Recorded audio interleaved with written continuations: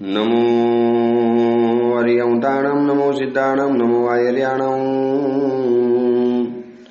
नमो वज्रायणं नमो लोये सव्वसावणं ऐसो पंच नमकारो सव्वपावपणासणो मंगलाहानं च सव्ये सिंबरमम वै मंगलम् मंगलम भगवान वीरो मंगलम गौतम प्रभु मंगलम तुलभद्राद्या जैन धर्मोस्तु मंगलम। प्रवचनનો વિષય છે એક નારી કભી ન હારી। પરમાત્મા મહાવીરના સમયમાં બનેલી આ સત્ય ઘટના સુખ અને દુઃખ, પ્રતિકૂળતા અને અનુકૂળતા, પ્રેમ અને પડકાર, સગવડ અને સંઘર્ષ, આનંદ અને વિષાદ, વિરોધ અને વહાલ, આવા બધા અનેક પ્રવાહોમાંથી વહેતી એક નારી હાર્યા વગર આગળ વધતી ગઈ અને આપણને જિંદગી જીવવાની એક વિશાલ એક દિશા અને આપણને જીવનની એક કડવી વાસ્તવિકતાઓ સમજાવતી જતી આ કથા છે ચંદનબાલા શ્રીજીની શિષ્યા, સાધ્વી સુવ્રતા શ્રીજીની શિષ્યા, સાધ્વી શ્રી તરંગવતી શ્રીજીની આ અદ્ભુત કથા પદલિપ્ત શ્રી માસ્ટરે બનાવેલી। આપણે એ કથાના પ્રવાહની અંદરમાં આપણે આગળ વધતા જઈએ।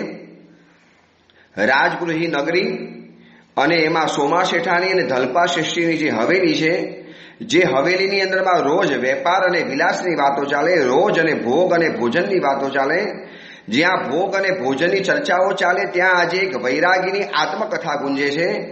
જે હવેલીના દિવાલોની વચની અંદરમાં રોજ રંગ રાગ અને રૂપ અને રાગની વાતો ચાલે, ત્યાં આજે વૈરાગ્યના રાગોની વાતો ચાલે અને હવેલીની દિવાલો સ્થિર થઈ એના થાંભલા પણ જાણે કે ટટ્ટાર બનીને સાંભળતા ઉભા રહ્યા છે।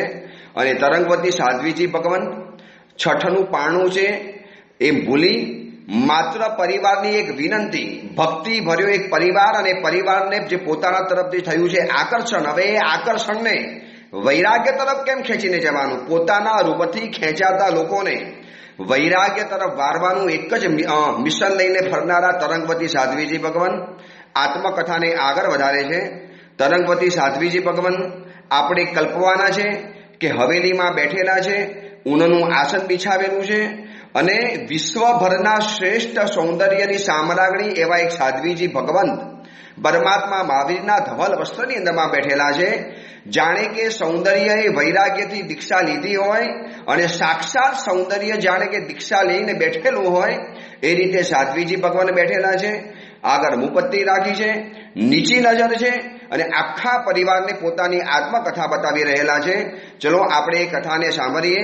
સાધ્વીજી ભગવંતે એ કથાને આગળ વધારી। મહાનુભાવ, ગત ભવની અંદરમાં કરેલા પુણ્યના પ્રતાપે આ જીવન એક શાંત ઝરણાની જેમ વહેતું જતું હતું। મને મારા જીવનમાં આ સુધીની અંદરમાં દુઃખ કોને કહેવાય એનો મને કોઈ અનુભવ નહોતો। એટલું બધું ગત ભવનું પુણ્ય, આ ભવના માતા પિતાનો સ્નેહ અને એટલી બધી અનુકૂળતા, સગવડો નાની ઉંમરથી મળતી જતી હતી। દુઃખ કોને કહેવાય મને એની કોઈ ખબર હતી નહીં। અને પરિવારની જે પિતાજીએ વ્યવસ્થા કરેલી હતી, મારા પિતાજી છે ને પરિવારના માટેના કેટલાક સિદ્ધાંતોની અંદરમાં બહુ ચુસ્ત હતા। અમારા પિતાજી કહેતા હતા કે જે વ્યક્તિ પોતાના પરિવારમાં સારી રીતે રહી શકે છે એને દુનિયાની અંદરમાં સારી રીતે રહેતા માટે આવશે। ઘરની બહાર સારી રીતે રહો અને ઘરમાં રહેતા ના આવડે તો એનો મતલબ શું થયો? પરિવારની એક વ્યવસ્થા મારા પિતાજીએ બનાવેલી હતી। મારા છે ને પિતાજીના પરિવારની વિશેના વિચારો તદ્દન ભિન્ન હતા, તદ્દન અલગ રહેલા હતા, કુછ હટકે વિચાર છે। અને મારા પિતાજી અમને કાયમ માટે કહેતા હતા, અમને 8 ભાઈઓને, મારી માતાને, મને, અમારા દાસ દાસીના આખા વર્ગને છે ને ક્યારેક ક્યારેક ભેગા કરીને સમજાવે, દેખો સંબંધોની ઇમારત બાંધવી હોય તો એમાં ઠીક છે તમે ઈંટો વાપરશો, ચૂનો વાપરશો અને પાણી નાખશો, ઇમારત બની જશે, પણ એ તો છે ને બહારનું મકાન બની જવાનું। संबंधों इमारत जो चढ़वी है, संबंधों की अगर इमारत बनानी है तो उसमें संबंधों इमारतनी अंदर में विश्वासनो ईट तरीके उपयोग करजो, धीरजनो चूना तरीके उपयोग करजो અને પ્રેમનું પાણી અંદરમાં ભરપૂર વાપરજો। જેમાં વિશ્વાસોની ઈટ હોય, ધીરજનો ચૂનો હોય અને પ્રેમનું પાણી વપરાયું હોય, આ સંબંધોની ઇમારત વર્ષોના વર્ષો સુધી ટકી જાય છે। આ મારા પિતાજી અમને કાયમ માટે કહેતા હતા। અને હું તમને શું વધારે વાત બતાવું મહાનુભાવો, અમારા પિતાજીએ છે ને ઘરની અંદરમાં કેટલી વ્યવસ્થાઓ બનાવી દીધેલી। અમારા પિતાજીના 5 સિદ્ધાંતો હતા। મારા પિતાજી અમને કાયમ માટે કહેતા હતા કે આ 5 સિદ્ધાંતો બેટા જીવનમાં શીખી લેજો। જ્યાં પણ જશો મારા ઘરની અંદરમાં જે પણ મારા ભાઈઓના લગ્ન થવા માંડ્યા હતા, મારા ભાઈઓ મોટા રહેલા હતા અને સૌથી મોટા 2-3 ભાઈઓના લગ્ન પણ થઈ ગયા હતા. પણ જ્યારે પણ પરિવાર ભેગો થાય એટલે મારા પિતાજી આ 5 સિદ્ધાંતો ઉપર ખૂબ ચર્ચા કરે, ખૂબ સમજાવે અને ખૂબ વિસ્તારથી વાતો કરે. હું તમને ટૂંકમાં બતાવી દઉં કે મારા પિતાજી કહેતા હતા કે વ્યવસ્થા એ ઘરની શોભા છે, સમાધાન એ ઘરનું સુખ છે, આતિથ્ય એ ઘરનો વૈભવ છે, આચાર એ ઘરનું શિખર છે અને પ્રેમ એ ઘરની પ્રતિષ્ઠા છે. મારા પિતાજી કહેતા હતા કે બેટા, આ 7 માળની હવેલીથી લોકો નથી આવતું આપણા ઘરની અંદરમાં. આપણા ઘરની અંદરમાં 8 માળની હવેલી, આટલો બધો વૈભવ, આટલું બધું આપણી પાસે સગવડ સાધન સંપત્તિ, એનાથી આપણને માન નથી. અરે પૈસાથી તો મકાન બની જવાનું, પણ મકાનને છે ને ઘર બનાવવું હોય અને ઘરની અંદરમાં 4 વ્યક્તિ ભેગા રહેતા હોય, આટલો આપણો મોરો પરિવાર, ધીરે ધીરે ઘરમાં પુત્ર વધુ વધતી જવાની, 8 ભાઈઓના લગ્ન થવાના. બેટા તું પણ આવતીકાલે બીજાના ઘરની અંદરમાં જવાની. તો આ બધાને છે ને બેસાડી સમજાવીને મારા પિતાજી કહેતા હતા, મારા પિતાજી છે ને ઘરની અંદરમાં કેટલીક વ્યવસ્થાઓ બનાવી. તેને કહેતા હતા વ્યવસ્થા એ ઘરની શોભા છે. જે ઘરની અંદરમાં વ્યવસ્થા નથી એ ઘરમાં બીજી કોઈ શોભા નથી. ભલે ને તમે મકાન બહુ સારું બનાવ્યું, કલર સારો બનાવ્યો, પડદા સારા બનાવ્યા, ફર્નિચર સારું લઈ આવ્યા, બધું સારું લઈ આવ્યા, બાગ બગીચા બનાવી નાખ્યા, અરે ઘરની અંદરમાં સોના અને ચાંદીના થાળી બાળકા લઈ આવ્યા, બધું જ લઈ આવ્યા, પણ જે ઘરની અંદરમાં વ્યવસ્થા જેવી કોઈ ચીજ નથી. દરેકના ઘરની અંદર એક વ્યવસ્થા હોવી જોઈએ. આ તરંગવતી સાધ્વીજી ભગવાન સોમા શેઠાણીના પરિવારને કહે છે અને હું પણ પ્રવચન સાંભળનારા લોકોને કહું છું કે ઘરની અંદર એક વ્યવસ્થા તો હોવી જ જોઈએ. આટલા વાગે ઘરમાંથી આવવાનું, આટલા વાગે ઘરની અંદરમાં જવાનું, આટલા વાગે ઘરમાં બધાએ સૂઈ જવાનું, આ સમયે બધાએ ઘરમાં જમવા માટે ભેગા થઈ જવાનું. तरंगवती साध्वी जी भगवान के सोमा सेठानी ने कि सेठानी जी मैं आपको ज्यादा क्या बताऊं, मेरे पिताजी ने मेरे घर में कुछ व्यवस्था फिक्स बना दी थी. કેટલીક વ્યવસ્થા અમારા ઘરની અંદરમાં નિશ્ચિત હતી, નક્કી હતી કે આ વ્યવસ્થામાંથી કોઈ ફેરફાર નહીં થાય. બીજા નંબરમાં મારા પિતાજી કહેતા હતા કે સમાધાન એ ઘરનું સુખ છે. ઘરની અંદરમાં પૈસાથી સુખ નથી, ઘરમાં કપડાથી સુખ નથી, ઘરમાં સોના અને ચાંદીના વૈભવથી સુખ નથી. ઘરમાં સમાધાન જેવું એક સુખ છે. માણસ એકબીજા પ્રત્યે સમાધાન કરી લે, સેટિસ્ફાઈ કરી લે, ઠીક છે, એકબીજાનું ચલાવી લેવાનું, એકબીજાનું જતું કરી લેવાનું, એક दूसरों को चला लेना, उनकी बातों को निग्लेक्ट वगैरह करते रहना, આ જીવનમાં સૌથી મોટું સુખ છે. જો આ સુખ નહીં હોય તો બીજા સુખોને શું કરવાના? સમાધાન એ ઘરનું સુખ છે. ત્રીજા નંબરમાં મારા પિતાજી કહેતા હતા કે આપણા ઘરનો વૈભવ એ આતિથ્ય છે. આપણા ઘરમાં મહેમાનો આવે અને મહેમાનોની એવી ભક્તિ કરવાની, એવા ઉલટ ભાવથી લોકોને ભોજન વગેરે કરાવવાના. અતિથિ આવનારને એમ લાગે કે જાણે કે હું મારા ઘરની અંદરમાં આવ્યો છું. ગયેલા અતિથિને વારંવાર પાછા આવવાનું મન થાય અને આવેલા અતિથિને અહીંયાથી જવાનું મન ન થાય. એવી રીતે મારા પિતાજી અમારા ઘરમાં આતિથ્ય કરતા હતા. અને પિતાજીનો ચોથો નિયમ હતો કે ઘરની અંદરમાં રહેલો આચાર એ શિખર છે. આચાર છે ને ઘરનું શિખર છે.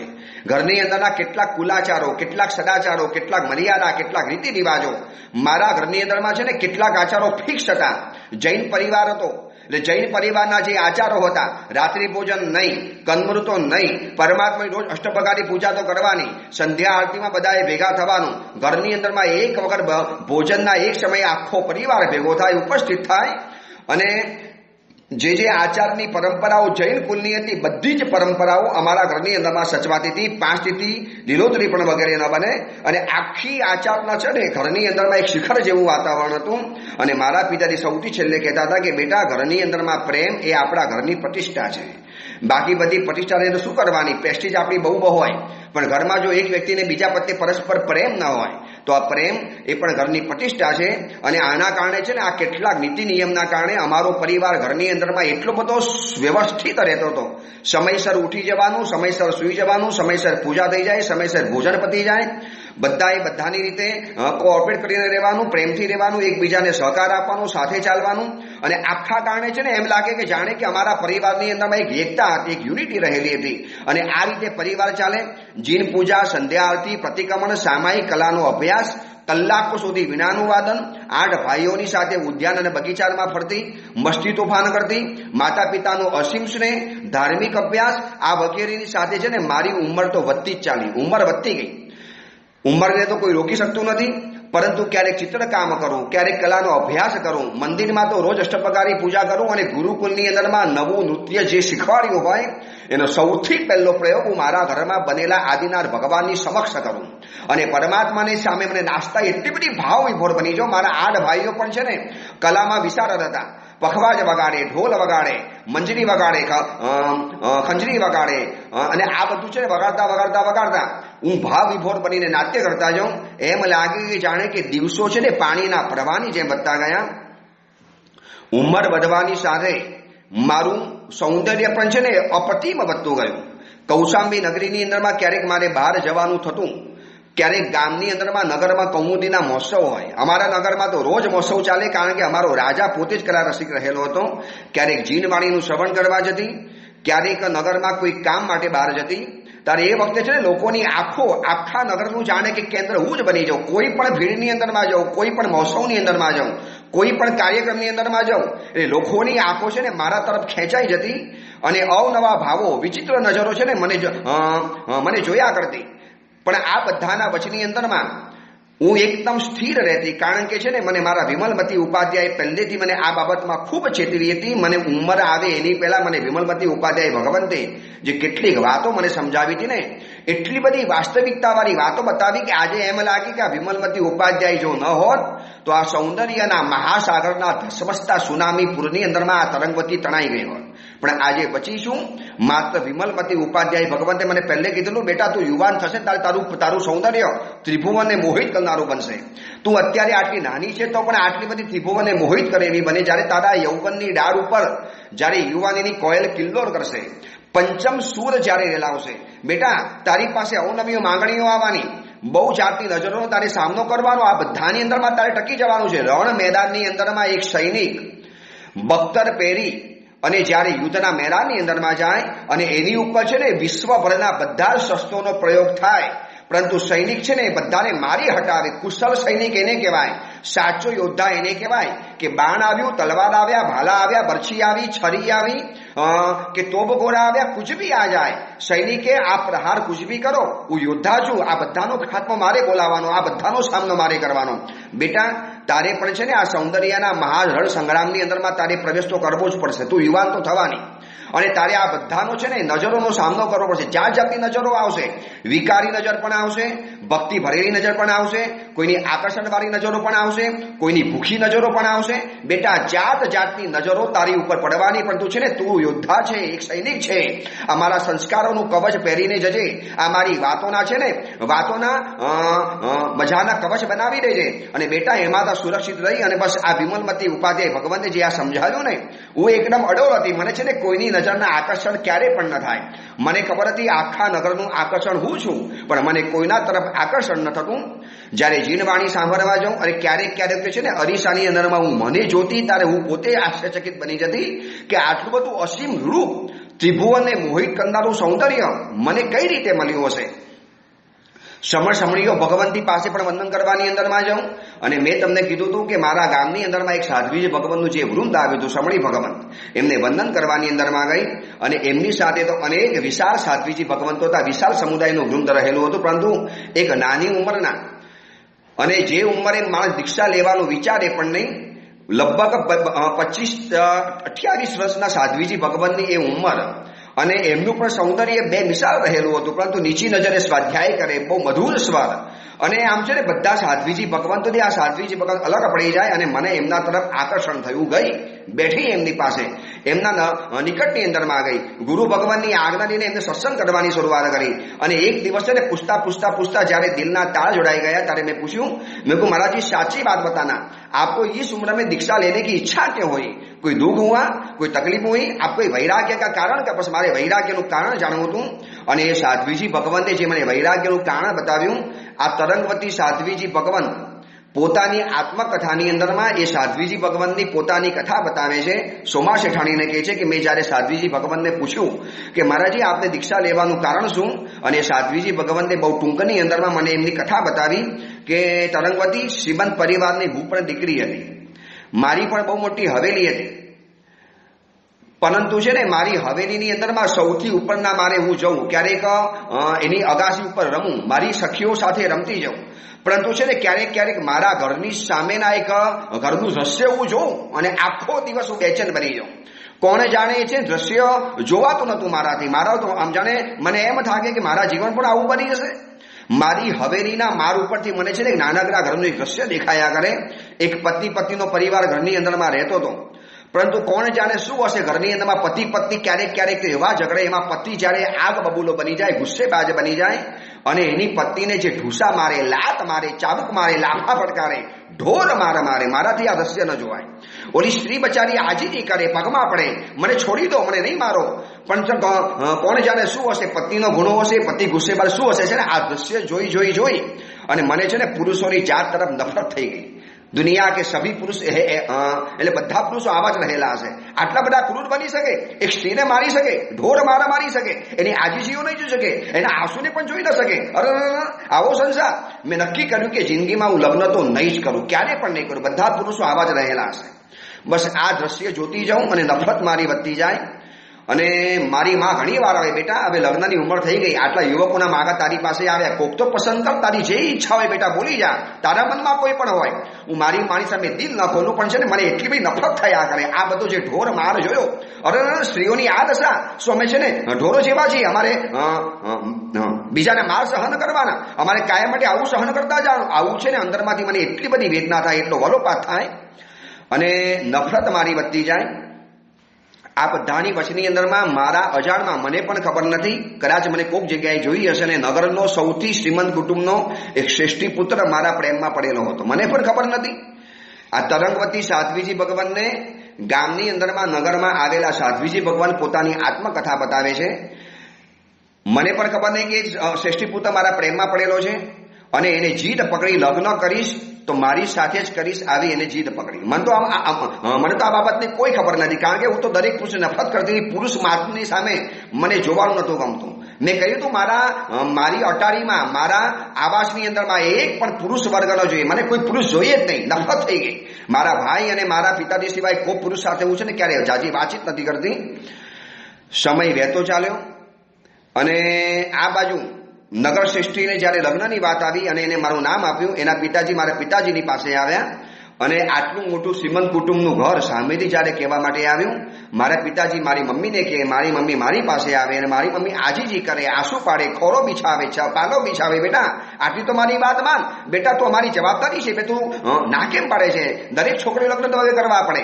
જે પણ બધી વાતો હોય મારી માં વિનંતી કરતી જાય, આજીજી કરતી જાય, હું ના પાડતી જાઉં. મારી માનું છે ને રોવાનું વધતું જાય, મારાથી આ ન જોવાય. મારી માતાના આંસુ મારાથી જોવાતા નતા. મારી માતાની જે વિનંતીઓ, મારા ભાઈઓની જે વિનવણીઓ, આ છે ને એનાથી એકદમ પીગળી ગઈ. મને છે ને ઈચ્છા તો બિલકુલ નથી. એમ થયું કે આ દરેક પુરુષો આવા જ હશે, આવા ઢોર માર ખાવાના મારે. મને પણ ડર લાગી ગયો, મને પણ નફરત થઈ ગઈ. છતાં પણ છે ને મારી માતાના કહેવાના કારણે મેં પરાણે હા પાડી દીધી. નક્કી કર્યું લગ્ન તો કરી દઈશ. લગ્નની પ્રથમ રાતે મારા પતિનું કહી દઈશ, ખબરદાર મને અડ્યા છો તો તમે દૂર રહેજો. ઠીક છે, લગ્ન કરવા પડે એટલે આપણે કર્યા છે, બાકી આપણું સંસારનો કોઈ પણ સંબંધ હું તમારી સાથે બાંધવા તૈયાર નથી. આવું નક્કી કરી અને મેં હા પાડી દીધી. કારણ કે મારી આંખની સામે ઓલું દ્રશ્ય જતું નહોતું.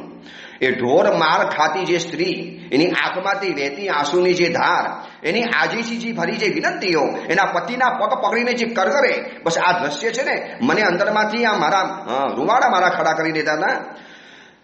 લગ્ન તો થઈ ગયા, લગ્નની પહેલી રાત, પરંતુ મારું નસીબ, મારું પુણ્ય કે હું જે માનીને ગઈ હતી ને એના કરતાં તો આખું કુટુંબ અને પરિવાર અલગ જ નીકળ્યો. મારો ભ્રમ ભાંગી ગયો કે નહીં, બધા પુરુષો આવા તો નહીં હોઈ શકે. જે શ્રેષ્ઠી પુત્ર સાથે મારા લગ્ન થયા હતા, એટલો બધો સંસ્કારી, એટલો બધો સદાચારી, એટલો બધો સમજદાર, એટલો બધો સ્નેહાર અને એટલો બધો છે ને પરિપક્વ રહેલો હતો. મને એમ લાગ્યું કે મારા કરતાં વધુ જાણકાર, વધુ હોશિયાર તો આ શ્રેષ્ઠી પુત્ર રહેલો છે. અને હું એના પ્રેમમાં ખોવાઈ ગઈ, ભૂતકાળ ભૂલી ગઈ. અને અમારા લગ્નના 5 વર્ષ પસાર થઈ ગયા, જાણે કે 5 વર્ષ છે ને તરંગવતી 5 પર્વની જેમ પસાર થઈ ગયા. અને એક દિવસ કોણે જાણે મારા પતિને મન થયું કે મારે મારા પોતાના બલેથી મારે પૈસાનું અર્જન કરવું છે, એટલે વાહન લઈ અને પ્રદેશ જવા પડ્યા. મેં કીધું મને સાથે લઈ જાવ, હું તમારા વગર નહીં રહી શકું. એક સમય એવો હતો કે પુરુષ માત્રનું નફરત કરતી હતી, પરંતુ આજે હું તમારા વગર નહીં રહી શકું. મારા પતિએ કીધું કે પરદેશમાં તમારું કામ નહીં, તમે અમારા પગમાં બંધન બની શકો, અમારે તમને સાચવવા પડે. હમણાં ગયો બિઝનેસ કરવા માટે, હમણાં પાછો આવી જઈ, 2-4 વર્ષનું કામ રહેલું છે. અને પતિ ગયા, રોજ ભગવાને પ્રાર્થના કરતી કે મારા પતિ હેમખેમ આવી જાય, ક્ષેમ કુશલ પાછા આવી જાય. 1 વર્ષ થયું અને કોઈ સમાચાર નહીં. આ બાજુ મારા સસરા એટલે કે મારા પતિના પિતા રોજ આકુર વ્યાકુર થાય, હજી સમાચાર કેમ ના આવ્યા, સમાચાર કેમ ના આવ્યા? બાકી વારે તહેવારે એક દૂત મોકલતા જાય અને સમાચાર આપતા જાય, આવી વાત પણ થયેલી હતી. શરૂઆતમાં આવ્યા, ધીરે ધીરે સમાચાર આવતા બંધ થઈ ગયા. 1 વર્ષથી કોઈ પણ સમાચાર નહીં, અમંગળની ઘટનાઓની કલ્પના થવા માંડી. અને એક દિવસ કાળો દિવસ આવ્યો. ઘરની અંદરમાં એક સાવ કંગાળ, ચિત્રેહાર, માથાના વાળ ઉતરી ગયેલી વ્યક્તિ દોડતી દોડતી આવી, શેઠના પગમાં પડી, મારા સસરાના પગમાં પડી અને રોવા માંડ્યો. શેઠ સત્યાનાશ હો ગયા, શેઠ સબ કુછ ખતમ હો ગયા. આખો પરિવાર ભેગો થઈ ગયો અને કરુણ દાસ્તાન બતાવી. શેઠ વહાણ લઈને ગયા હતા, મધદરીએ તોફાન આવ્યું, બધા વહાણ ખતમ થઈ ગયા. આપના પુત્ર ને મેં સગી આંખે જોયા છે, એ પણ એમનો પણ પ્રાણ ચાલી ગયો છે. હું કોઈ પણ રીતે બચીને માણ તમને હું કહેવા માટે આવ્યો છું. અને આખા ઘરની અંદરમાં રોકકર મચી, આખા ઘરની અંદરમાં હાહાકાર મચી ગયો, રુદન મચી ગયું. આ સમાચાર મેં સાંભળ્યા અને મૂર્છા ખાઈને ધરતી ઉપર ઢળી પડી. મારું જીવનનું સર્વસ્વ ખતમ થઈ ગયું. તરંગવતી એ દિવસે એમ લાગ્યું કે જાણે કે મારા 5 વર્ષનું જીવનનું બધું સુખ સળગીને સાફ થઈ ગયું. હું એટલું રડું, છાની ન રહું. મારા સાસુ સસરા બહુ સ્નેહાર, મા કરતા અધિક પ્રેમાના મારી સાસુ હતી, માતા હતા. કહેતા બેટા ચિંતા નહીં કર, અમે છીએ ને. પરંતુ મારું સર્વસ્વ, મેં જેને જિંદગીનો આધારસ્તંભ બનાવ્યો હતો એ તો ચાલી ગયો. સમય તો પસાર થવાનો હતો. મારું મન ઉદાસ થઈ ગયું, કોઈ જગ્યાએ લાગે પણ નહીં. મારું હસવાનું ભૂલાઈ ગયું, ચહેરા ઉપરથી હાસ્ય ચાલી ગયું અને જાણે કે શોકના સાગરની અંદર માર ડૂબી ગઈ. અને એક દિવસ આ મારા ગુરુદેવ, જે અત્યારે જે સામે બિરાજમાન છે ને, મારા પ્રિય ગુરુદેવ, એક દિવસ વિહાર કરતા કરતા અમારા નગરમાં પધાર્યા, ચાતુર્માસ કરવા પધાર્યા. મારી માં મને લઈ ગઈ. મારી ઈચ્છા નથી, પરાણે લઈ ગઈ. બહુ તને ટૂંકમાં બતાવી દઉં. મને પરાણે લઈ ગઈ. પરંતુ આ ગુરુદેવનો જે વૈરાગ્ય, એમની જે વૈરાગ્ય ભરી વાતો, સંસારની વાસ્તવિકતા મને સમજાવી, અનિત્યની ભાવનાઓ બતાવી, સંસારના સંબંધો આવા જ હોય, જૂની મહાસતીઓની જે કથાઓ બતાવી. અને આ કથાઓ સાંભળી અને મને પણ લાગ્યું કે હવે આ સંસારમાં મારે તો રહેવું જ નથી, નવા લગ્ન કરવા નથી. બસ આ ગુરુદેવ મને ગમી ગયા અને મેં દીક્ષા લઈ લીધી. તરંગવતી આ જ મારા જીવનની કથા છે. હવે તો મને છે ને એમ લાગે કે બસ 3 ભવનનું સામ્રાજ્ય મળી ગયું હોય એવું સંયમ જીવન મળ્યું છે. હું મન મૂકીને મારા જીવનની આરાધના કરું છું, પ્રસન્ન છું. તરંગવતી સાધ્વીજી ભગવાન સોમા શેઠાણીને કહે છે કે જ્યારે આ કથા સાંભળીને હું મારા ઘરની અંદરમાં આવી, મારા મનમાં વિચારોનું આંદોલન પેદા થઈ ગયું, તોફાન પેદા થઈ ગયું. અરે આવો સંસાર, આવતીકાલે હું પણ લગ્ન કરીશ. મારી પાસે પણ ઘણા શ્રેષ્ઠ યુવકોના માગા આવે છે અને હું પણ લગ્ન કરીશ તો મને પણ આવું થશે. તો રાત દિવસ છે ને બેચેન બની ગઈ. મને જિંદગીમાં પહેલી વાર ચિંતા જેવી ચીજ શું કહેવાય એ મને ખબર પડવા માંડી. 18 વર્ષની મારી ઉંમર તો થઈ ચૂકી હતી, નવ યૌવના બની ગઈ હતી. આ ઉંમરે ઉઠવી જોઈએ જેવી જે ઉર્મિઓ, સંવેદનાઓ, કલ્પનાઓ, સપનાઓ, આ બધું છે ને, આ વિશે વાંચ્યું તો ખૂબ હતું. હું કલાની રસિક હતી, પુસ્તકો ખૂબ વાંચતી હતી, ગુરુકુળમાં ભણેલી હતી, મારી સરખી ઉંમરની સખીઓ પણ હતી અને એ બધાની પણ વાતો સાંભળતી હતી. પરંતુ એ બધાની છે ને જે ઉર્મિઓ સાંભળું, સંવેદનાઓ સાંભળું, કલ્પનાઓ સાંભળું અને મનના તરંગો સાંભળું, મને છે ને આવા કોઈ તરંગ મનમાં ના ઉઠે, કલ્પનાઓ પણ ના આવે. આવા મને કોઈ અનુભવો નહીં. અધ્યયન ઘણું હતું, વાંચન ઘણું હતું, પરંતુ મને છે ને આવા કોઈ અનુભવ થતા હતા નહીં. કદાચ મારા ધર્મગુરુ વિમલમતીનું ઘડતર, એમના વિચારોનું કવચ અને મારા માતા પિતાઓનું સંસ્કાર, આ બધું છે ને એક બખ્તર બનીને મારી આજુબાજુમાં ચોકીદાર તરીકે ઊભા હતા. અને મને મારા 8 ભાઈઓનો જે પ્રેમ મળ્યો હતો ને, હું સાચું કહું, મને છે ને બીજા કોઈ પુરુષ તરફ જોવાની ઈચ્છા પણ નથી, કોઈ પણ નહીં. મને આ ઉંમરે એમ ન થાય ચલો કોઈની નજરથી જોઉં. મને લોકો આટલા બધા ચાહે છે, લોકો મને આટલી બધી આખા નગરનું કેન્દ્ર બની ગઈ છું. મારા 8 બંધુઓ સિવાય કોઈ યુવકોના પરિચયમાં મારે આવવાનું થતું હતું. ના નથી પાડતી. શ્રેષ્ઠી પુત્રી હતી, નગર શેઠનો પરિવાર રહેલો હતો. ક્યારેક રાજ દરબારે પણ જવું પડે, ક્યારેક કંગુડી મહોત્સવમાં પણ જવું પડે. વારે તહેવારે મહોત્સવ મારા ઘરની અંદરમાં પણ થાય. મારા 8 ભાઈઓ સિવાયના અનેક યુવકોના પરિચયમાં મારે આવવાનું થતું. મારા 8 ભાઈઓના મિત્રો હોય, એની પણ ક્યારેક મહેફિલ ઘરની અંદરમાં જામે, એની પણ પાર્ટીઓ મારા ઘરની અંદરમાં થાય. આ બધાની સાથે મારે મળવા હરવાનું થાય. પરંતુ સાચું કહું, મને કોઈ યુવક કે પુરુષ તરફ માનસિક આકર્ષણ કે ઉર્મિઓનો ક્યારે અનુભવ જ નહોતો થતો અને મને એની જરૂર નથી પડતી. હું કંઈ જડભરત નથી. હું પણ કલાની રસિક હતી. મેં પણ કલાની અંદરમાં વિશારદ મેળવી છે. નગરની શ્રેષ્ઠ કન્યા અને કલા વિશારદના બિરુદ મેં પણ મેળવ્યા છે. અને એ વિષયના પુસ્તકો પણ બહુ વાંચે કે 18 વર્ષની ઉંમર થાય એટલે મનમાં કેવી ઉર્મિઓ ઉઠે, કેવી કલ્પનાઓ થાય, કેવા મનમાં સપનાઓ જાગે, કેવી સંવેદનાઓ જાગે. પણ કોણ જાણે છે ને, હું બહુ આમ જાણે સ્થિર ગંભીર સાગરની જેવી મારી જિંદગી આગળ વધતી હતી. મારા ઘરમાં વડીલ બંધુઓના લગ્ન તો થવામાં આવ્યા હતા. શ્રીમંત ધીમંત સંસ્કારી પુત્રવધુ મારા ઘરની અંદરમાં આવી હતી. એ બધી પણ મારી સહેલીઓ બની ગઈ હતી, બહુ કિલ્લોળ કરતા હતા. અને 8માં મારે મારું નિવાસસ્થાન અને મારા કક્ષની અંદરમાં દાસીઓ સિવાય કોઈનો પણ પ્રવેશ નહીં. મેં ના પાડી કે મારી અને મારા પિતાની પણ વ્યવસ્થા હતી અને મારી પણ ઈચ્છા હતી કે મારા કક્ષની અંદરમાં આવે એક પણ દાસ ના આવે, મારા ભાઈ સિવાય કોઈ પુરુષોનો પ્રવેશ અંદરમાં ન થાય અને દાસ પણ ન પ્રવેશી શકે. અને એક દાસી, આમ તો અનેક દાસીઓ મારી સેવાની અંદરમાં હતી, પરંતુ એક દાસી હતી સાર્સિકા. આ સાર્સિકા દાસી તો મારી એટલી બધી અંતરંગ સખી બની ગઈ હતી, જાણે કે છે ને અમે શરીરથી જુદા હતા પરંતુ આત્માથી એક બની ગયા હતા. મારી ભગીની, મારી સગી બહેન જાણે કે ન હોય ને, આમ રાત દિવસ સાથે ને સાથે. ભલે આમ બહારથી કહેવાતું હતું કે આ મારી સખી કે સેવિકા કહેવાતી હતી, પરંતુ એને એમ જ કહે કે તમારી બેન સગી બેન છે. અને મને છે ને કોણ જાણે એની પ્રત્યે એટલો બધો અંતરંગ લગાવ થઈ ગયો હતો. અને એ પણ હતી પણ એવી ચબરાક, ચતુર, ચાલાક, ચપર અને વાચાર અને બોલકી. એવી અવનવી વાતો કરે, એવી દુનિયાભરની કથાઓ લઈ આવે, એટલી બધી વાતો. હું છે ને એને ઘણી વાર કહેતી હતી કે સાર્સિકા, તારે તો છે ને કોઈ મંત્રીના ઘરમાં તારે જન્મ લેવા જેવો હતો. તું છે ને તારી બુદ્ધિ પ્રતિભા જે છે, તારી પાસે જે વાચારતા છે, તારી પાસે ચપલતા અને ચાલાકી છે ને, તારે કોઈ મંત્રીના પુત્ર બનવાની જરૂરિયાત હતી. તું મંત્રી પુત્ર બની હોત આજે છે ને કોઈ મોટા રાજાની તું મંત્રી બની શકે એટલી તારી પાસે છે ને આઈડિયા છે, કલ્પનાઓ છે, તારી પાસે એટલા બધા વિચારો છે, તું એટલી બધી બોલકી છે, તું એટલી બધી વાચાર છે, તારી પાસે એટલી બધી વાતો રહેલી છે. અને એ છે ને શરમાઈ જતી અને કહેતી હતી કે મંત્રી પુત્ર બની હોત તો હું તમારી સેવાની અંદર મને લાગુ પડી હોત. હું તો મારી જીવન ધન્ય માનું છું કે બસ તમારી સેવિકા બની. હું એને કહું નહીં, તું મારી સેવિકા નથી, તું મારી સગી બહેન કરતા પણ વિશેષ છે. અને એ છે ને મને આખા ઘરમાં બનેલી બધી ઘટનાઓ સાંજે મને આવીને કે અમે અગાસીમાં રમતા જઈએ અને એના મોઢામાંથી છે ને ધાણી ફૂટે એમ વાચારતા નીકળતી જાય. અને મારા ઘરની અંદરમાં સાચું કહું તો 18 વર્ષ થઈ ગયા હતા, એટલે મારા પિતાજી ઉપર ચારે બાજુથી દબાણ આવતું હતું કે તરંગવતીના લગ્ન અમારા દીકરા સાથે કરાવો, અમારા શ્રેષ્ઠી સાથે કરાવો. અને એવા શ્રેષ્ઠી પુત્રોના માગા આવતા હતા કે જે શ્રેષ્ઠી પુત્રો હકીકતની અંદરમાં લગ્ન કરવાને લાયક હતા, ઉત્તમ કુલના હતા, ખાનદાન હતા, રૂપવાન હતા, કલાવાન હતા, શ્રીમંત હતા, ધીમંત હતા, યોગ્ય વ્યક્તિઓ હતા. પરંતુ મેં તમને કીધું ને, કોઈ પણ પુરુષ તરફ કોણ જાણે મારું દિલ ખેંચાતું જ નહોતું. અને આ સાધ્વીજી ભગવાનની જ્યારે આ આત્મકથા મેં જાણી અને એ પછી તો છે ને મને મનમાં એમ થયું કે મને પણ એકવાર ભાવ તો આવ્યો કે દીક્ષા તો લઈ લઉં. પણ કોણે જાણે છે ને દીક્ષાનો જ્યાં વિચાર આવતો હતો અને વિચાર હજી મજબૂત બનાવું ને એની પહેલા પંખીઓનો તો મને બેસુમાર શોખ હતો, પરંતુ આ પંખીઓમાં છે ને ચક્રવાક પંખીને હું જોઉં અને કોણ જાણે મારા દિલની અંદરમાં જે સ્પંદન પેદા થાય, મારા દિલની અંદરમાં એક છે ને અજીબ સંવેદન પેદા થાય, મારા દિલનો દરિયો જે આખો તોફાને ચડે, મારા દિલના દરિયામાં મધદરિયે જે તોફાન પેદા થાય ને, કંઈક અજીબ સંવેદના થતી હતી. શું હશે? આના તાર ક્યાં જોડાયા હતા એ તો મને ખબર નથી, પરંતુ દિવસો મારા આવા ગુજરતા ગયા, કિલ્લોલ કરતા પસાર થઈ ગયા. પરંતુ છે ને હવે એક ઘટના મારા જીવનમાં એવી બની કે જે ઘટનાના કારણે મારા આખા જીવનની અંદરમાં યુ ટર્ન આવી ગયો. મારા ભાઈઓ હતા, માતા પિતા હતા, રોજની રૂટીન દિનચર્યા પ્રમાણે જીવન ચાલતું હતું. પરંતુ આ સુધીની અંદરમાં દુઃખ કોને કહેવાય, ચિંતા કોને કહેવાય, પીડા કોને કહેવાય, આવતીકાલે કેવી આવશે આ વિચાર કોને કહેવાય, આવો તરંગવતીને કોઈ કહેતા કોઈ ખબર નથી. આ સોમા શેઠાણીને તરંગવતી સાધ્વીજી ભગવાન કહે છે. પરંતુ એક દિવસ એવું બન્યું કે મારા ઘરની અંદરમાં એક મારી આવી.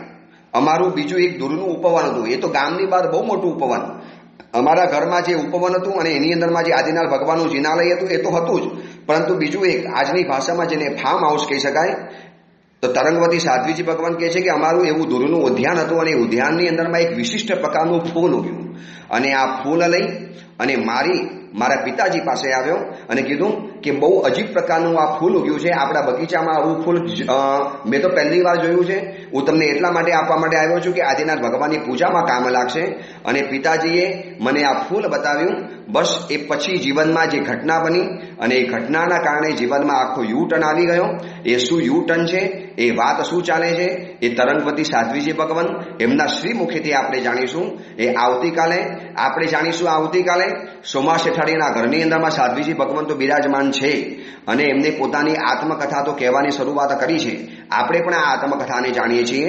આમાંથી જે પરિવારની વાતો આવી, પરિવારના જે 5 શોભા આવી કે આતિથ્ય એ ઘરની શોભા છે અને પ્રેમ એ ઘરનું શિખર છે, પ્રેમ એ ઘરની પ્રતિષ્ઠા છે, આચાર એ ઘરનું શિખર છે, આતિથ્ય એ ઘરનો વૈભવ છે, સમાધાન એ ઘરનું સુખ છે અને વ્યવસ્થા એ ઘરની શોભા છે.